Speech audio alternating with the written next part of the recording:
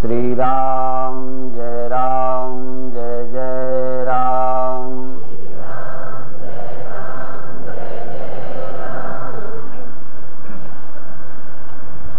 पहला निवेदन ये है कि संसार का त्याग शरीर रहते आप कर नहीं सकते, परंतु संसार से आशा न करो।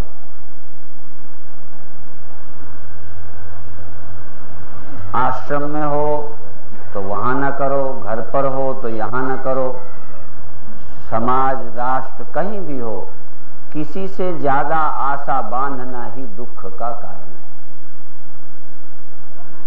परंतु क्या करे, मनुष्य आशा बांध लेता है, विश्वास कर लेता है।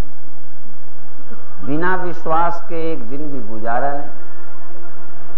विश्वास पर जब आघात पहुंचता है तो चोट लगती है, दुख होता है। अभी आप भर्तृहरि की कथा सुन रहे थे। सब घर लगभग भर्तृहरि जैसे ही, भले वह एक चारित्रिक प्रश्न है, पर अन्य तरह का भी है। तुम लड़का से सोचते हो कि हमारे कहने पे चलता है, हम कहें तो दिल्ली न जाए, हम कहें तो फलानी जगह न जाए, पर एक दिन ऐसा आएगा तुम कहते हो सुनते ही नहीं। जिस पर महाभारत में भी इस तरह प्रकरण आया है, अपने अपने वीर योद्धाओं की जब चर्चा हुई तो उन्होंने कहा वो तो ये कर सकता है, हमारे लिए अपने प्राण दे सकता है। ऐसे ऐसे हमारे साथी हैं। किंतु आपने ये भी देखा कई लोगों का दिली झुकाव किधर, चाहे वो धर्म था, पर लड़ इधर रहे, झुकाव उधर हो गए।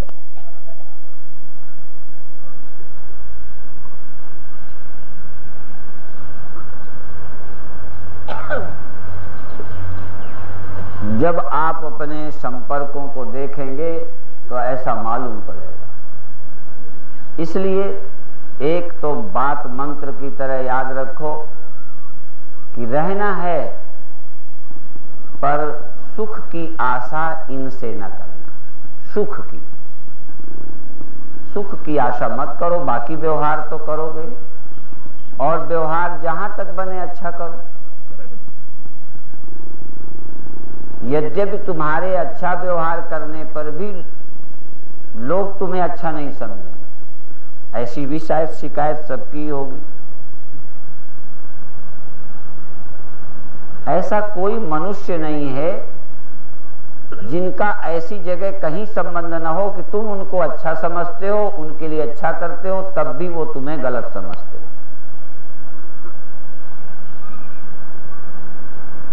भले ही रिश्ते में हो, पड़ोस में हो, किसी से हो। तो हम अपनी समझ में अच्छा करने पर भी आशा न करें, क्योंकि हमारी समझ उन्हें नहीं दिखती। तुम्हारे अच्छे करने को वो चापलूसी मान सकते हैं। तुम तो उनको नमस्कार किया, आदर किया, वो समझते हैं हमें बेवकूफ बनाते हैं। हम सब समझते हैं, दिल से नहीं चाहते। यद्यपि दिल किसी को दिखाई, दिल या तो तुम्हें या परमेश्वर को, परंतु लोग दिल की ही मान के, दिल की देखने वाले बन के दुखी होते हैं। दिल किसी का किसी को दिखता नहीं, पर हर आदमी से कहो तो यही मानता है, हम जानते हैं सब तुम्हारे भीतर से, ऊपर से तुम ये हो और भीतर से कुछ और हो। भीतर को तुम देख सकते नहीं, पर लगता ऐसा ही है। आपको भी कभी ऐसा होता होगा।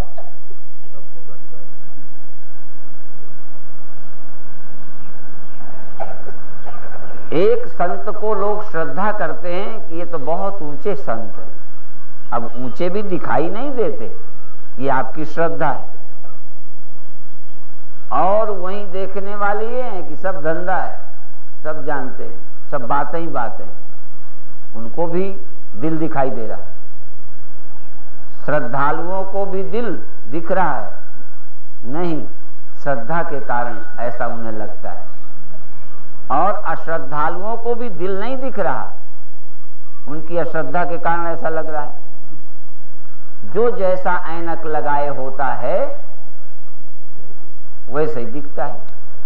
और प्रायः बुरा देखने वाला ऐनक हम सब लगाए हैं, अच्छा ऐनक बहुत कम लोगों के लगा है, बहुत कम लोग हैं, और है भी तो अपने लोगों के देखने के लिए। और मौके की तलाश में बने रहते हैं। एक दिन किसी ने हमें एक कैसेट सुनाया, तो सुनते में एक बात बड़ी अच्छी याद रह गई हमको, कि तुमको कोई किसी व्यक्ति की अच्छाई बताए तो जल्दी मन भरोसा नहीं करेगा। ये झुकाव का अंदाज लगाना, किसी सिद्ध की, योगी की, संत की, महानता की, चमत्कार की, ज्ञान की, साधुता की, वैराग्य की, नेता की अच्छाई बताए तो मन भरोसा नहीं करेगा। पर कोई साधु की बुराई बताए, वो लड़की ले गया, वो तो ठग के भग गया, तो एक बार भी शंका नहीं करोगे कि ऐसा वो नहीं कर सकते। लगेगा ठीक है, जमाना ही ऐसा। हम तो पहले से जानते थे कि सब ऊपर का है, भीतर से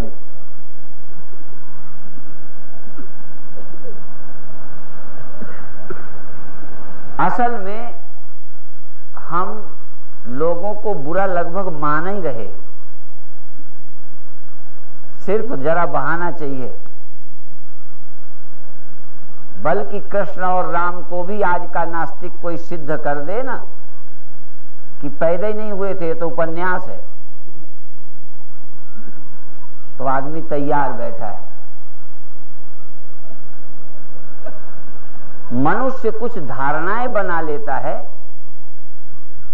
इतने महान संत कोई हो सकते हैं जो इस जगत से मुक्त हो, मन भरोसा नहीं करता। और हम रोज ज्ञान की बात बताते हैं, वो आप पर असर नहीं करती। यदि किसी दिन थोड़ा गड़बड़ हो जाए बाई चांस, चाहे वो सचमुच जरूरत से ही हुआ हो, तुम्हें डांट दें, गुस्सा आ जावे, और या पैसे ही जेब में डालने में, या और कोई व्यवहार, एक उदाहरण के लिए, तो इतने दिन का ज्ञान तुम्हारे जीवन में नहीं टिकेगा कि अरे संत हैं, फिर नहीं लगेगा अरे यार बातें ही थी सब।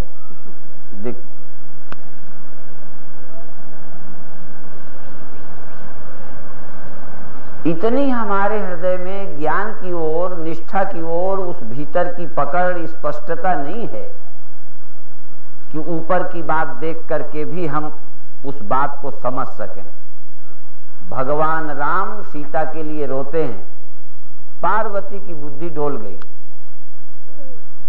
तो आजमाने तो पीछे गई, वो तो पहले ही कहते थे सच्चिदानंद कैसे। पर भगवान शंकर को राम के सच्चिदानंद ब्रह्म होने में शंका नहीं है।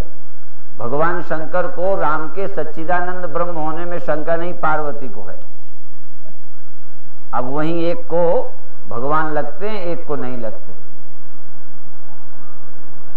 सभा में किसी को कोई संत लगते हैं, किसी को कोई नहीं लगते।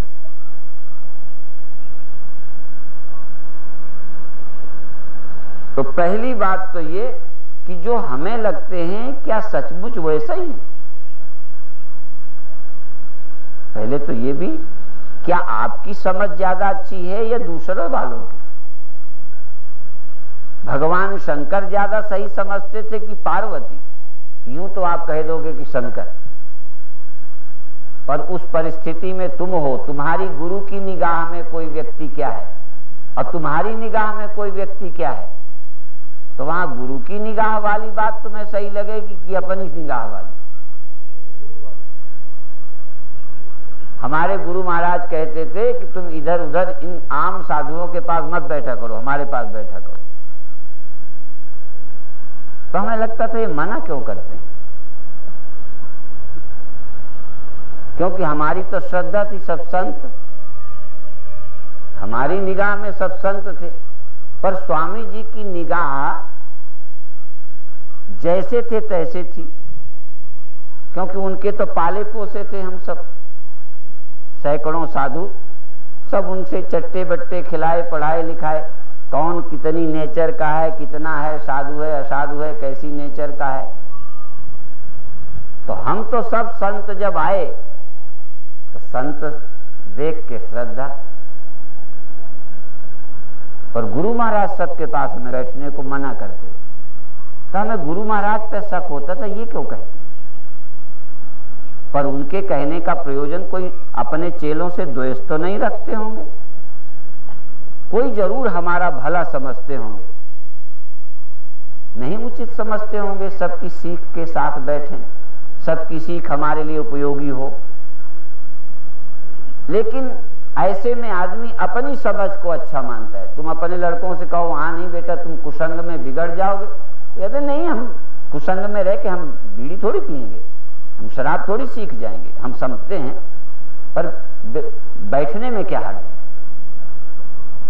शुरुआत यहीं से होती है, पर देखा जाता है चौपट जिंदगी। कई बार जुआ खेलने वाले और कई को कहो बेटा जुआ मत खेलो, आदत पड़ जाती है फिर छूटती नहीं है, पर खेलने वाले सोचते हैं एक आध बार खेल के देख लेते हैं छोड़ देंगे, एक बार पी के देख लेते हैं शराब फिर नहीं पिएंगे, एक बार अफीम 2 दिन खाते हैं फिर छोड़ देंगे। लगता है जैसे वो बेवकूफ थे जो आदत में फंस गए, हम समझदार हैं, हम तो करके निकल सकते हैं। अपने को आदमी विशेष समझता है, बल्कि पाप और चोरी करने वाले भी यही सोचते हैं, वो जो पकड़ गए हैं उन्हें तरीका नहीं आता था चोरी का, वो जो बदनाम हो गए हैं वो बेवकूफ थे, हम समझदार हैं इसलिए हम नहीं बदनाम होंगे। परंतु यह समझ ही मूर्खता है। काजल की कोठरी पे कैसो सयानो जाए, एक दाग काजल की लागी है पे लागी है। इसलिए कुसंग का त्याग, सत्संग करो, अपने हृदय में चाह रहित होकर, ये चाह रहित शब्द रोज सुनते हो, पर मैं इस पर रीझा हुआ हूं।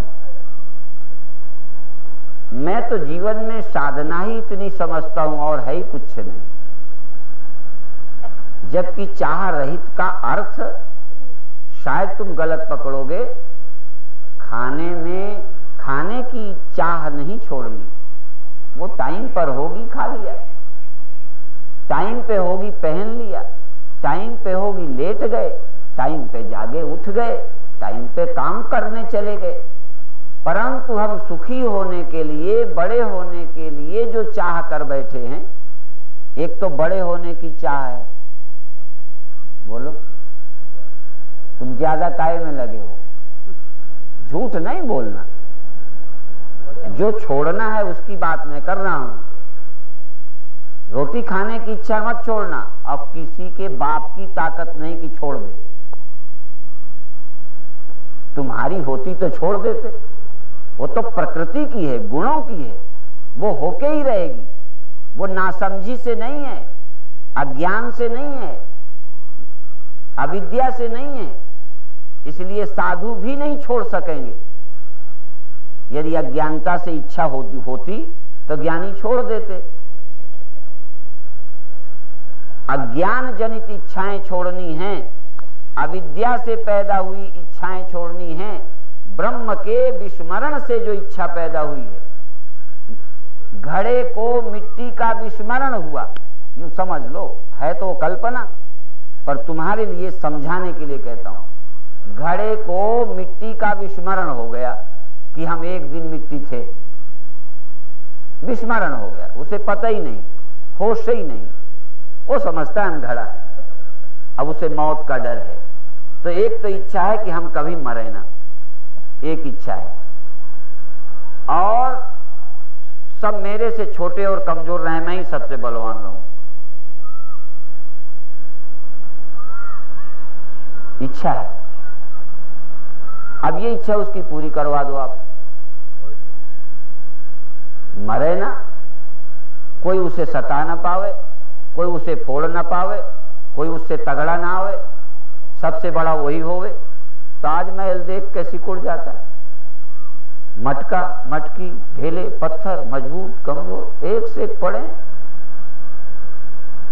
ये सब चिंता उसकी कब मुकेगी? जब वो याद करे वो क्या था। जिस दिन उसे होश आया कि मैं तो मिट्टी था, उसे कौन मार देगा, कौन कमजोर कर देगा, उससे बड़ा कौन है? मटका मिट्टी से बड़ा है, पहाड़ मिट्टी से बड़ा है, पेड़ मिट्टी से ज्यादा दिन का है, उम्र ज्यादा है। उसे मिट्टी को मार देगा कोई कि घड़े को? बड़ा है कुछ नहीं।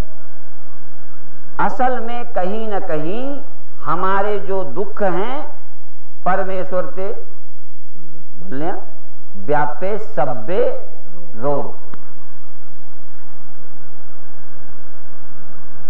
मायावश स्वरूप विसरायो, यही कारण दारुण दुख पायो। तुम्हारे अंदर दुख है परमात्मा के भूलने से, तुम्हारी मौत है सत्य के भूलने से, तुम छोटे बड़े लग रहे हो परमात्मा के भूलने से। परमात्मा के भूलने से छोटे और बड़े, और लगे हो बड़े हो जाएं बड़े हो जाएं, दिन रात तेली के बैल की तरह बड़े होने में लगे पड़े हो गए। कोई तुमसे बड़ा ना दिखे, ऐसा एक बड़ा आदमी ले आओ। हमें एक ऐसा बड़ा आदमी, ब्रह्मा को भी ले आओ, यदि भगवान को भूल गया हो वो भी छोटा लगेगा। शंकर भी,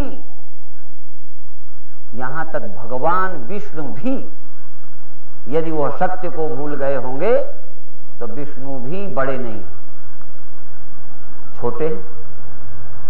और कम से कम ब्रह्मा विष्णु महेश तीन तो होंगे ही। दूसरे के काम से जलन होगी। विश्वनाथ प्रताप सिंह भले प्रधानमंत्री है, और दूसरा कोई गृह मंत्री होगा, तीसरा कोई और मंत्री होगा, तब भी आपस में खुट्ट-फुट्ट चांद चलने लगती है। जरा सा विश्वनाथ की दूसरा मिनिस्टर न मानेगा तो लगेगा इसका पत्ता साफ करो, हटाओ, ये हमारी आज्ञा पर। यदि विष्णु ब्रह्मा की बात न माने तो ब्रह्मा नाराज होते होंगे कि हमारे पैदा किए हुए हैं, इनको ज्यादा दिन रखो, शंकर जल्दी संहार करने लगे तो उपद्रव, अपना अपना विभाग। तो यूं ही समझ लो, कितनी ज्यादा उम्र का योगी होवे, आदमी होवे, साधु होवे, तो मौत का भय नहीं रहेगा। उम्र बढ़ाने से मौत का भय तो नहीं जाना, बड़े हो जाने से सबसे बड़े तो नहीं हो जाना, सबसे बड़ा किसको आखिए? जिसका सबसे बड़ा आखिए सतगुरु जिनका ना, या जिसके मन में कामना हो ना हो परमात्मा में स्थित हो, वही सबसे बड़ा। जो घड़ा मिट्टी को जानता हो, मिट्टी में रच पच गया हो, मिट्टी के स्मरण में हो, मिट्टी में ही लीन हो, वो सबसे बड़ा है और सबसे ज्यादा उम्र वाला है। उससे ज्यादा उम्र किसी घड़े के अभिमानी की नहीं होगी। मिट्टी के ज्ञानी की उम्र, मिट्टी के ज्ञानी की मौत, मिट्टी के ज्ञानी को हानि लाभ। ये हानि लाभ, जन्म मरण, यश अपजस और नरक स्वर्ग, जहां लग जग जालू, जितना जग जाल है ये परमात्मा के विस्मरण होने से, परमात्मा के विस्मरण से। तो तुम्हारी जो सुखी होने की लालसा है वो भगवान से पूरी होगी, जो अमर होने की अभिलाषा है वो परमात्मा से पूरी होगी। अभ्यास और प्रैक्टिस से उम्र बढ़ा के लंबी उम्र होगी। देवरावा बाबा कि उम्र लंबी है पर अमर नहीं है। अब चल बसने के दिन आ रहे हैं, नहीं समझ में आया। उम्र लंबी हो सकती है पर अमर दूसरा कोई अमर नहीं हो सकता, एक ही है, आद सच, जुगाद सच, है भी सच, नानक एक सच है। और वो किसका सच है? गुरु नानक देव जी का, कि तुम्हारा, कि इनका। जो सच है मिट्टी वो घड़े की है कि मकान की है कि ढेले की है कि ईंटे की है, जो थी है रहेगी, वो किसकी है? बोलो। ढेला है तो उसकी भी वही सच है, मकान है तो उसकी भी वही सच है। और उसी को जान के कोई नहीं मरता। ढेले के कारण कोई अमर नहीं, ईंटे के कारण कोई अमर नहीं, मकान के नाते कोई अमर नहीं, पत्थर के नाते कोई अमर नहीं। जो यदि कोई अमर है तो मिट्टी है, इसलिए अमर है। बात को समझना। उदाहरण पहले, हम तगड़े हैं इसलिए अभय और अमर नहीं है, हम योगी हैं इसलिए अमर नहीं है, हम पढ़े हैं इसलिए अमर नहीं है, हम ब्रह्म हैं इसलिए अमर। जो ब्रह्म नहीं है वो अमर नहीं है, जो ब्रह्म नहीं है वो पूरा नहीं है, जो ब्रह्म नहीं है वो बच नहीं सकता, कितनी मेहनत कर लो। इसलिए किसी भी पुरुषार्थ से ब्रह्म को जाने बिना कोई पुरुषार्थ तुम्हारे दुखों का अंत नहीं कर सकता। यद्यपि ये ब्रह्म ज्ञान आज हो जाए, मैं इसकी जिम्मेदारी नहीं लेता, पर इतना कह सकता हूं कि जिस सुख की चाह में भटक रहे हो, चाह रहित अंतःकरण करके कुछ देर बैठो, मन अपने आप वापस लय हो जाएगा जैसे लहर पानी में। और तब तुम उस सत्य का अनुभव करोगे जो जन्म मरण रहित है। आनंद अनुभव करोगे जो आपका अपना है, अपना। परंतु भ्रम क्यों हो गया? शरीर में बैठ करके भूख लगने पर बेचैनी हुई, रोटी खाई तो सुख लगा रोटी में है। असल में वो जरूरत पैदा हुई थी प्रकृति से, खाने में सुख भास गया, तुमने रोटियों में सुख मान लिया। रोटी में सुख नहीं है, आवश्यकता प्रकृति परिवर्तन गुण के कारण हुई। जैसे स्त्री या पुरुष में सुख जवानी में लगने लगा, बचपन में नहीं था, बुढ़ापे में नहीं रहेगा, तो वो जो सुख प्रतीत होने लगा वो गुणों का था। परंतु तुम गुणातीत हो, तुम खाके फिर बार बार खाने का आनंद लेते रहोगे, खाते खाते खाते। अब खाने के बाद खाने का आनंद छोड़कर देखो, क्या तुम निसंकल्प होकर अपने भीतर भी आनंदित हो?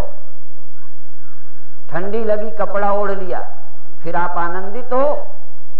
तो अपने अंदर का आनंद अनुभव करो, स्वरूप का आनंद। आत्मन्येव आत्मनः तुष्टः, अपने आप में तृप्ति, अपने आप में मुक्ति, अपने आप में शांति, अपने आप में रस, ये अनुभव हो जाए, फिर खाने को मना नहीं।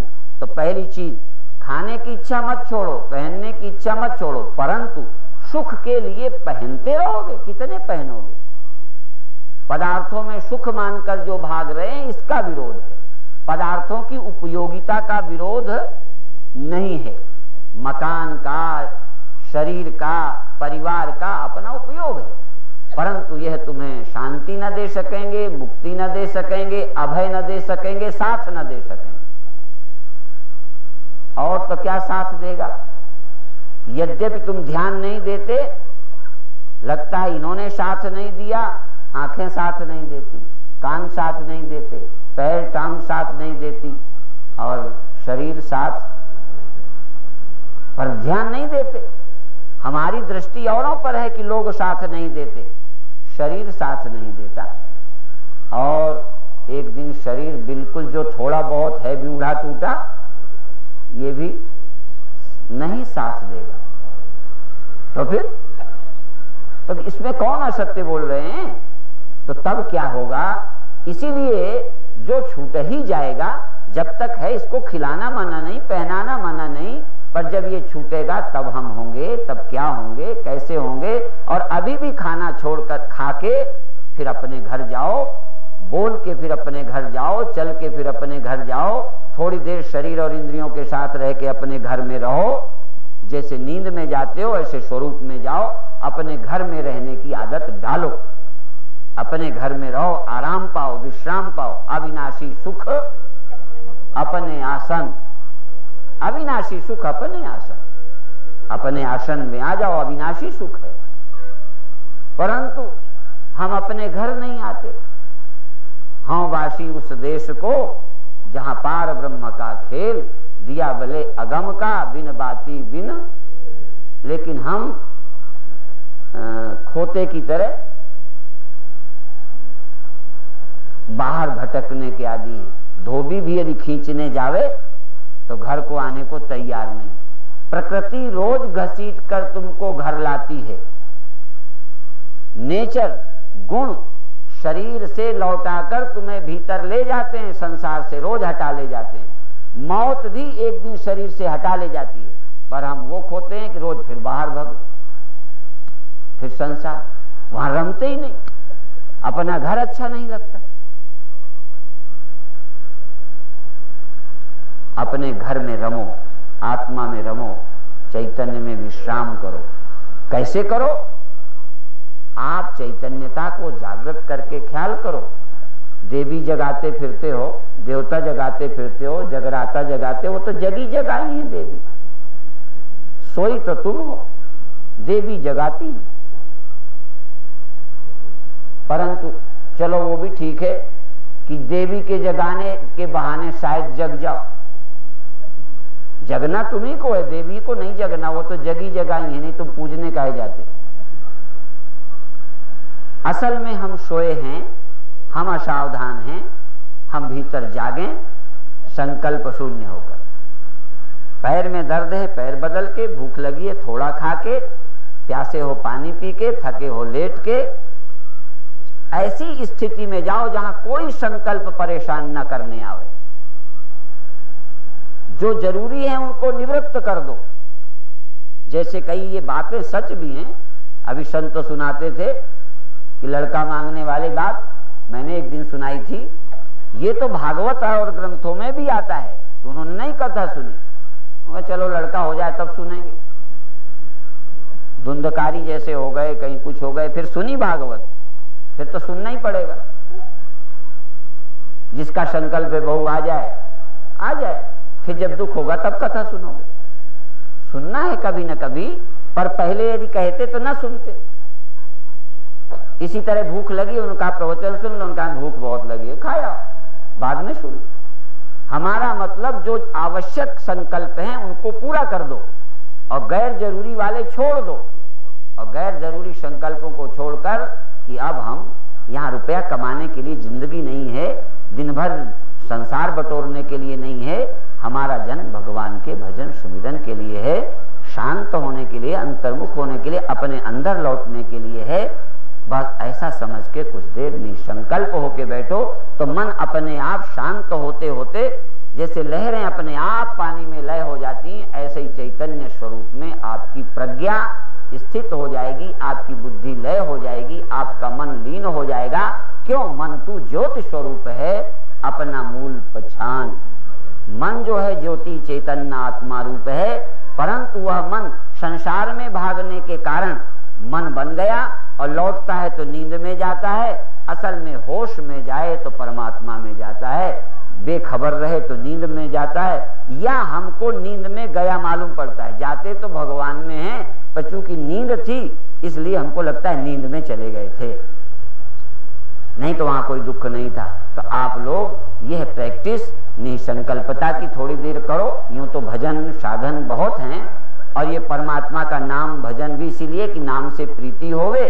तो नाम से प्रीति होगी तो संसार से प्रीति कम हो जाएगी। नाम की प्रीति जब होगी तो प्रीति से अपने भीतर ही प्रेम से आनंद का जागरण होगा, चेतना का जागरण होगा, और जागृत और आनंद में चेतना का भटकना बंद हो जाएगा, और फिर शांत होकर समाधि में आनंद में चले जाओगे। ये सरल सरल बातें हैं, इसका अभ्यास थोड़ा थोड़ा करना चाहिए। इसलिए होगे, मर जाओगे, उसको तो कोई रोक नहीं सकता, हम भी नहीं रोक सकते। तो हमारा आशीर्वाद भी मांगते रहो तो क्या करेंगे? हम जानते हैं कि हम यदि एक, जैसे ये हम हैं, एक घड़ा कहता है मैं हमको कोई मार नहीं सकता, हाँ, और हमारी शरण आ जाए तो उसे मरने न देंगे। तो दूसरा एक घड़ा आ गया कि हमको मरने से बचाओ। उन्होंने कहा सत्य को पहचानो, क्या नहीं बस आशीर्वाद दे दो, हमें मरे ना। उन्होंने कहा आशीर्वाद तो मेरे ऊपर भी लागू नहीं होगा, मैं जो घड़ा हूं मैं ही ना रहूंगा। मैं जब कहता हूं मुझे कोई मार नहीं सकता तो मैं समझ के बल पर कहता हूं, मिट्टी की समझ के कारण कहता हूं, मिट्टी की नजर से कहता हूं मुझे कोई मार नहीं सकता। और तुमने समझा गुरु महाराज को कोई मार नहीं सकता, हमें भी दवा दे दें। जब गुरु जी कहते हमें कोई यमराज की चिंता नहीं, कहना हमको भी सिर पे हाथ रख दो, ऐसी नहीं है। असल में तत्व ज्ञान के अलावा बचाने वाला कोई है ही नहीं। वेद का एक मंत्र कहकर समाप्त करता हूं, वेदाहमेतम पुरुषम महांतमादित्य वर्णंतम शाह परस्तात् तमेव विदित्वा अति मृत्युमेति नान्यः पंथा विद्यते अयनाय। हम उसको जानते हैं जिसको जान लेने के बाद अंधकार से परे होता, जहां अंधकार नहीं, अंधकार से परे, अविद्या से परे है, जड़ता से परे है, सृष्टि से परे, उसे जानते हैं। जहां सृष्टि मृत्यु कुछ नहीं है उसे हम जानते हैं। और उसके जानने के अलावा तम एव विदित्वा अति मृत्युमेति, उसको जान करके ही मृत्यु का अतिक्रम, मृत्यु को पार किया जा सकता है। न अन्य पंथा विद्यते अयनाय, मृत्यु से पार जाने के लिए उसके जानने के अलावा और कोई रास्ता, कोई, सच तो कहूं अंत में भक्ति भी, यदि भक्ति हो और ज्ञान न हो तो मृत्यु से पार नहीं जा सकता। सब कुछ कर लो, यदि उस ब्रह्म का आत्म रूप से विज्ञान नहीं है तो मृत्यु रहित कैसे? घड़ा कुछ कर ले पर मिट्टी ना माने कि मैं मिट्टी हूं, अमर कर दोगे? घर पे रख लेना, कमरे पे बंद कर लेना, लाखों साल बाद जर्जर होके वहीं गिर जाए। इसलिए सृष्टि को कोई बचा नहीं सकता, सत्य को कोई मार नहीं सकता, और जिसको कोई मार नहीं सकता वो तुम हो नहीं, जिसको मार सकता है वही तुम हो। जो मरेगा वो तुम हो, जो अमर है वो तुम हो नहीं, और हो भी नहीं, पता भी नहीं, और जानने को तैयार भी नहीं। आशीर्वाद दे दें, गुनगुना दे दें, चटुई दे दें, आशीर्वाद दे दें, सिर पे रख दें। कौन माता है यदि प्रणाम करे हम ऐसे कर दें तो फूल न जाए? नहीं रखते वो बात अलग है, पर ऐसे कर दें बड़े अच्छे महात्मा, खुशी होती है, हमें बुराई नहीं है, तकलीफ नहीं है, पर हम जानते हैं का किसमें उलझाएं आपको, क्या कर लेंगे।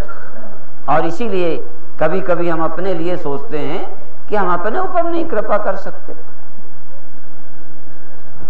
अभी बुखार था, आज दर्द हो गया, तो हम अपने ऊपर कृपा नहीं कर सकते। और जिस कृपा के बल पर, जो इस बोध के बल पर कहते हैं, यदि तड़पते तड़पते भी, ये बात इसलिए कहता हूं कि अपने पर भी ध्यान दो, तुम्हें आत्मा का सही बोध होवे, यदि शरीर तड़पते तड़पते भी छूटेगा तो ये तो अच्छा नहीं है कि तड़पा, कष्ट हुआ, पर कष्ट भी हुआ वो प्रारब्ध से निवृत्त हो गया, ज्ञान उसके मोक्ष का साधन है, वो हो चुका है। इसलिए ज्ञान होने के बाद उसके मोक्ष में उसके बाधा नहीं, उसके जीवन में कोई संशय नहीं, कोई विपर्य नहीं, कोई बुद्धि के निश्चय में फर्क नहीं। और पीड़ा वीड़ा तो जीते जी भी हो जाती है, बुढ़ापे में भी हो सकती है, मरते समय भी हो सकती है। यदि अभी दर्द हुआ मान लो, और ऐसे ही दर्द में प्राण छूट जाए, मान लो आज नहीं छूटा, अभी पहले एक्सीडेंट में नहीं छूटा, तो यदि दर्द में शरीर नहीं छूटा और दर्द में छूट जाता तो फिर हमारी मुक्ति नहीं ना। अरे वो छूटना ना छूटना वो तो प्रकृति परिस्थिति की बात है। घड़ा कैसे टूटे, धक्के से टूटे या रखे रखे टूटे, डंडे से टूटे या एक्सीडेंट से टूटे या किसी की सेवा करते करते टूटे, ये तो सब अलग बात है। पर जो मिट्टी है वो चाहे जैसे टूटे है मिट्टी। इसलिए ब्रह्मविद पुरुष कहाँ मरे, कैसे मरे, कहाँ शरीर छोड़े तो मुक्त होगा, ये कोई सिद्धांत लागू नहीं होते। जिसे ब्रह्मवेत्ता का अकल्याण हो ही नहीं सकता, चाहे जैसे शरीर छूटे। भाई इतना कहकर अभी समाप्त करते हैं। बाकी सूचनाएं सुन लो। रात को प्रसाद मिलेगा, यज्ञ की पूर्णाहुति हो गई, प्रसाद का बड़ा महत्व है और संतों का भी प्रसाद रात को मिल जाएगा, यज्ञ का भी प्रसाद मिल जाएगा।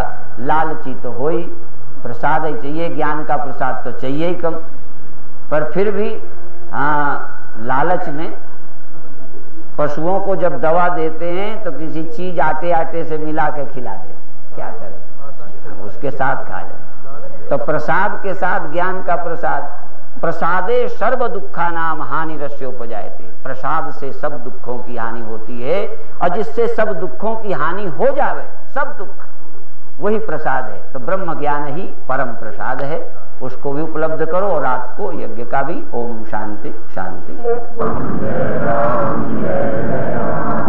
श्री राम जय राम जय जय राम, राम जय राम जय जय राम, श्री राम जय राम जय जय राम, श्री राम जय राम जय जय राम।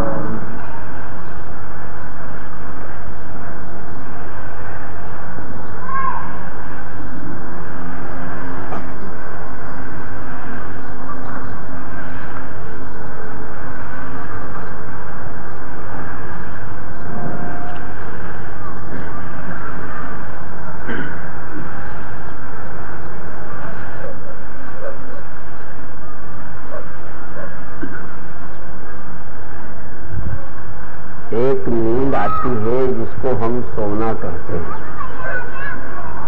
जिसमें जगत नहीं मालूम पड़ने लगता, जगत का ज्ञान नहीं रहता, उसको हम नींद कहते हैं। पर संत और ऋषि और ग्रंथ परमात्मा के न मालूम पड़ने को नींद कहते हैं।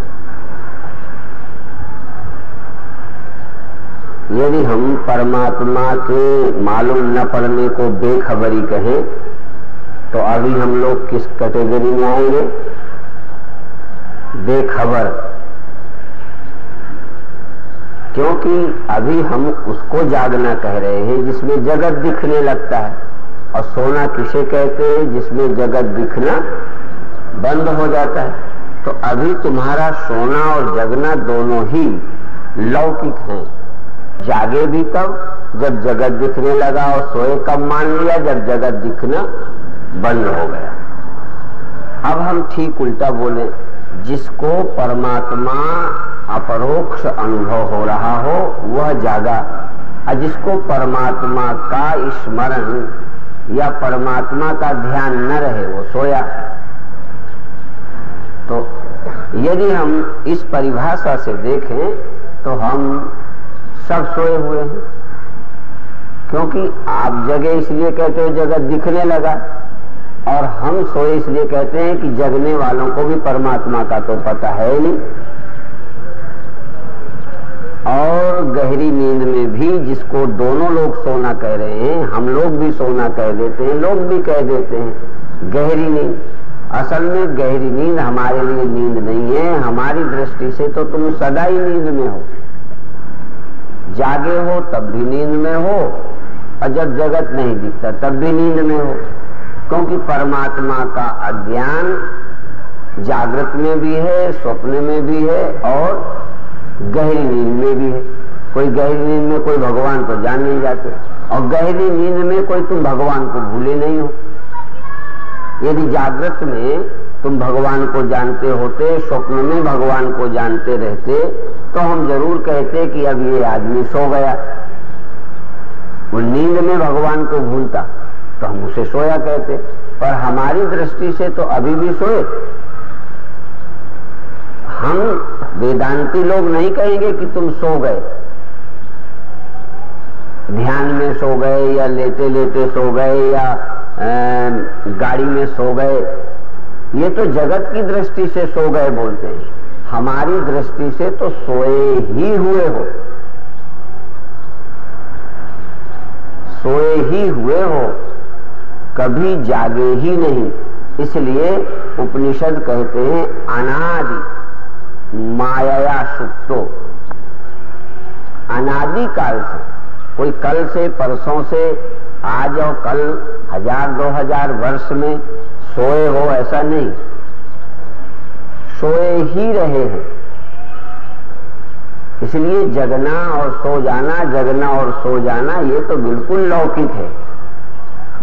हमारी दृष्टि से सोए ही रहे हैं। और जिसको जगना कहते हैं जगत दिखने लग गया, और जिसको आप लोग सोना कहते हैं जगत दिखना बंद हो गया। तो जब जगत दिखने लगा तब कौन हमको परमात्मा दिख रहा है? जो परमात्मा के देखने को जागना कहते होंगे, उनकी दृष्टि में तो संसार सोया ही हुआ है। तो इस परिभाषा के दृष्टि से हम सदा सोए हैं। और जो परमात्मा को जानता हो वो अभी भी जग रहा है। जो परमात्मा को जानता रहेगा, जब भी जानता होगा वो जागा कहलाएगा। उसके लिए, परमात्मा के जानने वाले के लिए, परमात्मा वेत्ता, परमात्मा स्मरण में समर्थ व्यक्ति जागा है। चाहे वह जगत भी दिख रहा हो तब भी जागा, और जगत दिखना बंद हो जाए तब भी जागा। इसीलिए आत्मविद पुरुष सुसुप्ति में भी सोया नहीं कहा जाता, और आत्मा का न जानने वाला जागृत में भी जागा नहीं कहा जाता। जगत दिखने लगने से हम जागा नहीं कहते, और जगत प्रतीति ना होवे उसको हम सोया नहीं कहते।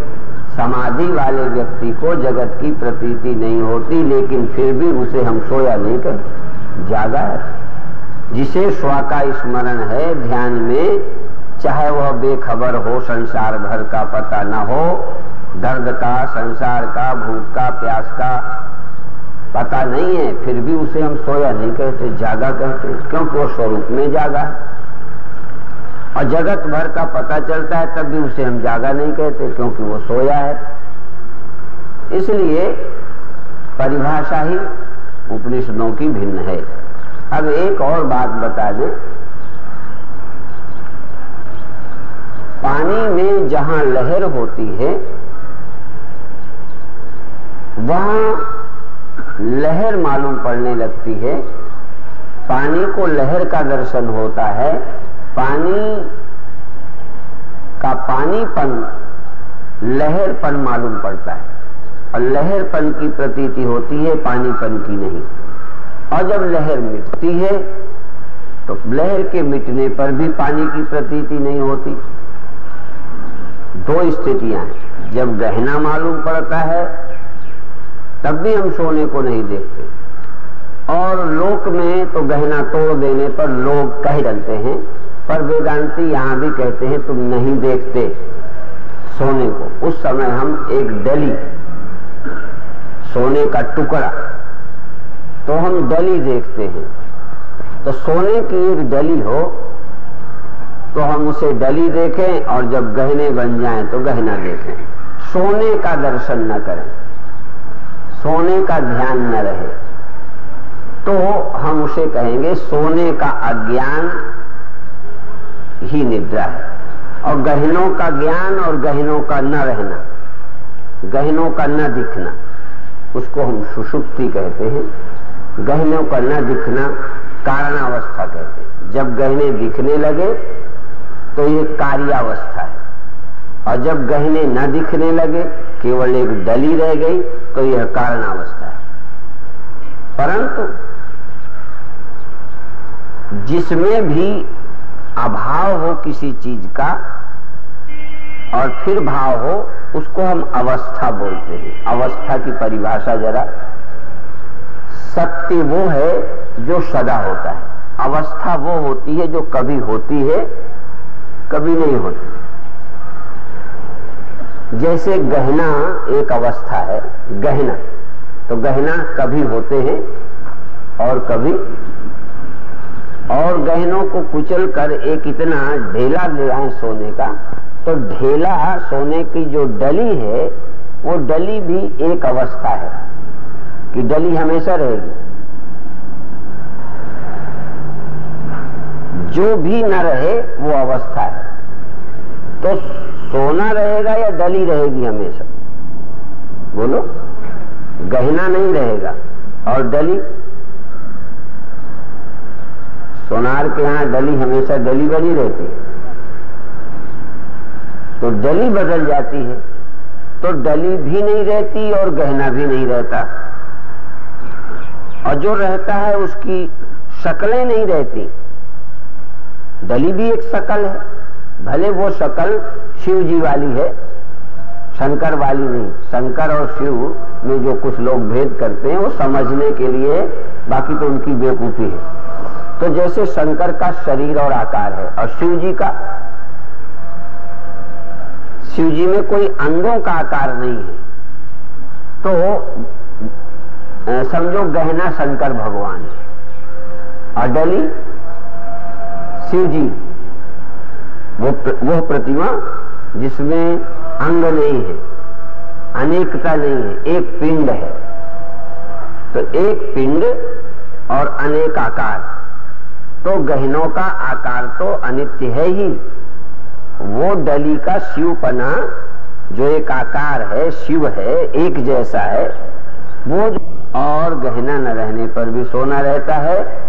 डली के रहने में गहना नहीं रह सकता और गहने के रहते समय डली नहीं रह सकती, एक दूसरे के विरोधी हैं।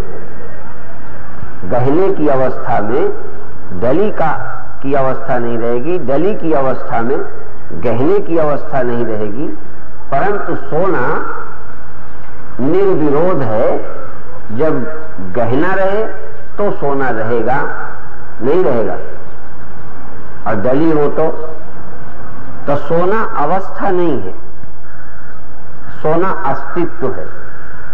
ये तर्क की बात नहीं है, ये सच्चाई है कि सोना अस्तित्व है, डली अस्तित्व नहीं है। डली अस्तित्व की एक अवस्था है और गहना भी अस्तित्व की दूसरी अवस्था है। तो गहना कार्यावस्था है, डली कारणावस्था है, सोना अवस्था नहीं है, अवस्था से अतीत है। और गहनों का भी काल है, गहनों का, और डली का भी काल है। कितने काल तक डली रही, कितने काल तक गहने रहे, कितने काल तक जागृत अवस्था रही।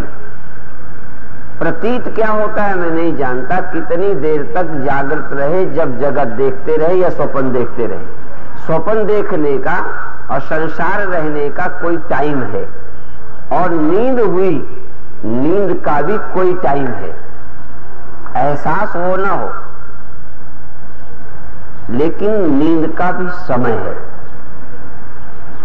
टाइम लेसनेस की दो स्थितियां कही जा सकती हैं, टाइम की प्रतीति न रहे और जहां टाइम ही न रहे। इस बात को गहराई से लेंगे, टाइम न रहना और टाइम का पता न चलना।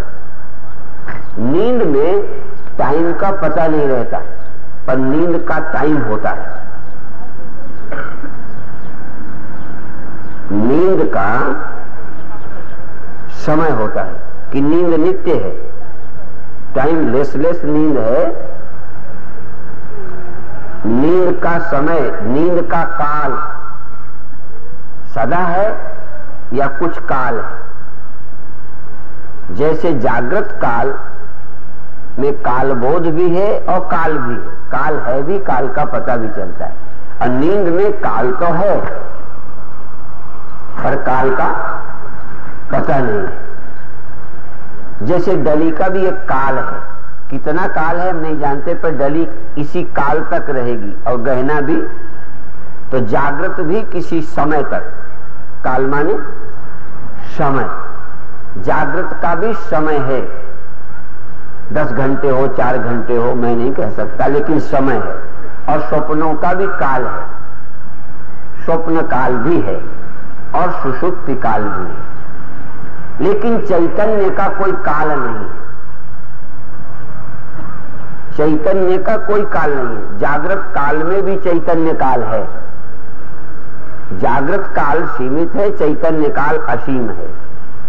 इसलिए स्वप्न काल है जागृत काल है, सुषुप्ति काल है, लेकिन चैतन्य अकाल मूलक, चैतन्य अकाल है, कालातीत है। अर्थात चाहे जागृत हो तब भी चेतन, स्वप्न हो तब भी चेतन, सुषुप्ति हो तब भी चेतन। जैसे गहना हो तब भी सोना और डली हो, तो जब डली होती है तब गहना नहीं होता, जब गहना होता है तब डली नहीं होती। पर सोना किस काल पे नहीं होता? गहना काल में या डली काल में? लहर काल में कार्य है, अनेकता है लहर काल में, और लहर के मिटने काल में एक है। लेकिन एक और अनेक दोनों उपाधि हैं। एक बार और बता चुके कि एक गीली मिट्टी की 100 गोलियां बनाए, एक गोला की 100 गोलियां, तो 100 गोलियां हो गई तब एक लगना बंद हो गया, अनेक लगने लगा। और जब अनेकों को मिटा दिया तो एक गोला रह गया, इसे एक कहते हैं। तो एक के अनेक होते हैं, अनेक के फिर एक होते हैं। एक है कारण और अनेक है कार्य। मिट्टी न कारण है न कार्य है। ये वेदांत के चिंतन में एक शब्द बड़ा गहरा है जिस पर लोगों की दृष्टि नहीं जाती। अनेक भी अनेक कार्य हैं एक के। जब बनाया गया होगा एक से अनेक, चाहे एक पृथ्वी कहो, चाहे एक ढेला कहो, चाहे एक पिंड कहो, एक से अनेक बनाए गए। एक इतनी मिट्टी रख के कुम्हार 10 बर्तन बना डालता है, तो 10 किसके किए? एक के किए, मिट्टी के नहीं। हम कहते, हम लोग कहते एक के अनेक किए, और अनेक फिर एक होता है, एक हो जाता है और अनेक हो जाता है। मिट्टी हो नहीं जाती, हो जाने का मतलब अभी तक न रही हो। एक अभी हुआ और एक के अनेक अब हुए। अनेक होने का समय है और अनेक के मिटने का समय है, और एक का काल है। ये कितनी देर एक रहा, इसीलिए महाप्रलय कितनी देर रही, और महाप्रलय के बाद सृष्टि काल, सृष्टि काल के बाद महाकाल, महाप्रलय। अर्थात प्रलय का भी काल है और सृष्टि का भी काल है, पर सत्य का कोई काल नहीं होता। तो एक का काल रहा, फिर एक के अनेक हो गए, फिर अनेक मिट गए, फिर एक हो गया। पर मिट्टी हो गई इस भाषा में नहीं बोलेंगे कि मिट्टी अब हो गई। घड़े अब हो गए, अनेक अब हो गए, एक अब हो गए। एक हो गए और अनेक हो गए, पर हम कहेंगे मिट्टी अब मिट्टी हो गई। वो हो गई की भाषा नहीं। तो चैतन्य या ब्रह्म सुषुप्ति हो गई, संसार हो गया, जागृत हो गया, समाधि हो गई, और जगत हो गया, जगत का नाश हो गया, अभाव हो गया।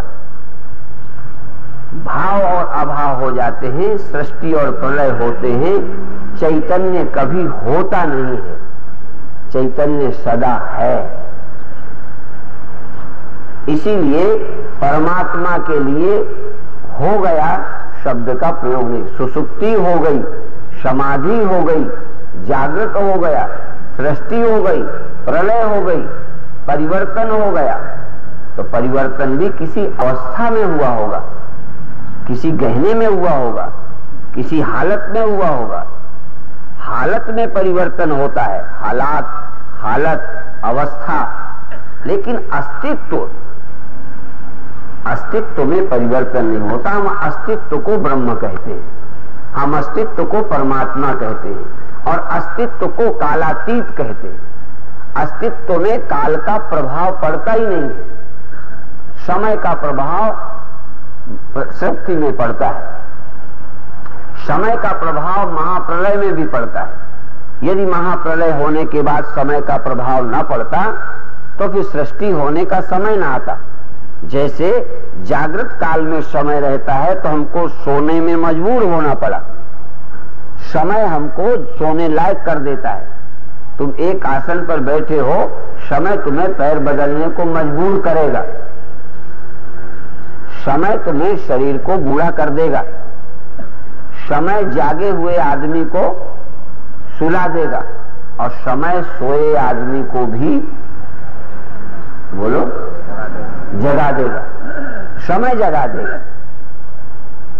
ये यूं ही शब्द नहीं बोल रहे, पुरुष बली नहीं होता है, समय हो तो बलवान, भीलन लूटी गोपियां, वही अर्जुन वही बाण, सब वही थे और भीलों ने गोपियां लूट ली, वो बहादुर वही के वही।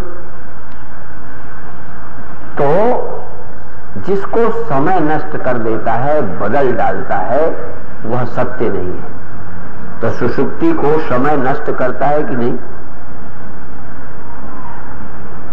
सुषुप्ति को तुम खत्म करते हो कि समय खत्म कर देता है? शायद तुम्हें तो होश भी नहीं था कि हमें सुषुप्ति खत्म करनी है, नींद हटानी है। सोए थे, नींद थी, नींद चली गई, पूछ के गई। जैसे समय ने शरीर को बदल डाला, ऐसे ही समय नींद को भी नहीं रहने देता। समय का प्रभाव नींद में, यहां तक समाधि में भी समय रहता है। समाधि का समय, समाधि का समय रहता है। समाधि 36 कल्प, महर्षि दयानंद कहते 36 कल्प तक मुक्ति रहती है। और भगवान शंकर ने जब समाधि लगाई 16 संवत सहस 87, 16 संवत सहस 87 तजी समाधि शंभु अविनाशी। शिव तो अविनाशी है पर समाधि अविनाशी नहीं है। शिव माने सत्य।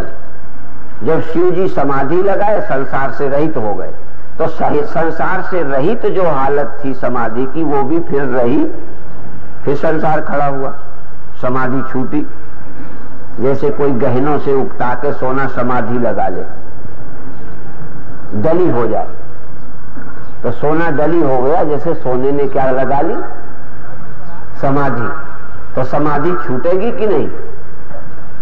वो जो डली की हालत है समाधि की, कितने कहीं 6 साल तक डली रहा, कहीं फिर क्या हुआ, कहीं फिर अंगूठी बन गई, नथनी बन गई। 6 साल के बाद समाधि टूट गई। कहने लगे 3 साल गहना रहा, फिर वो दूसरी शादी की जरूरत पड़ी तो फिर तोड़वा दिया। तो लोग गहना भी तोड़वा दिया, समाधि भी तोड़वा दी। समाधि भी और संसार भी दोनों अवस्थाएं हैं। समाधि भी अवस्था है, व्युत्थान भी अवस्था है, संसार भी अवस्था है, प्रलय भी अवस्था है।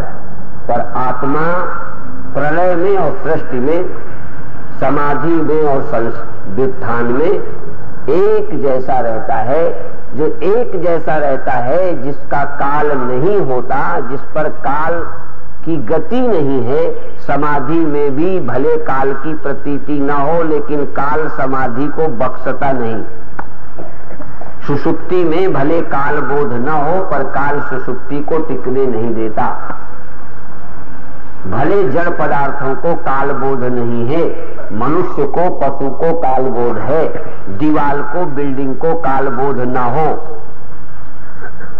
बिल्डिंग को काल का पता, दिल्ली में बिल्डिंगों को समय का पता रहता है। लोगों को समय बोध होता है कि ये 10 वर्ष का मकान हो गया, 20 वर्ष पहले हमने बनवाया था। तो काल बोध मन के कारण होता है। काल का बोध, समय बोध मन के कारण होता है। पर मन समय को न जाने तब भी समय होता है। इसलिए बिल्डिंगों को समय बोध नहीं है, पर बिल्डिंगों का समय है। पुल जो बनाए जाते हैं, गवर्नमेंट बनाती है, इसका काल है, समय है। अपने समय पर ये पुल पुराने हो जाते हैं। पुल को समय का पता नहीं, लेकिन समय उसे खा रहा है। इसलिए समय बोध और समय बोध न होना। सुषुप्ति में समय बोध नहीं रहता, समाधि में समय बोध नहीं रहता, जड़ता में समय बोध नहीं रहता, लेकिन समय रहता है। पर सत्य में समय ही नहीं रहता।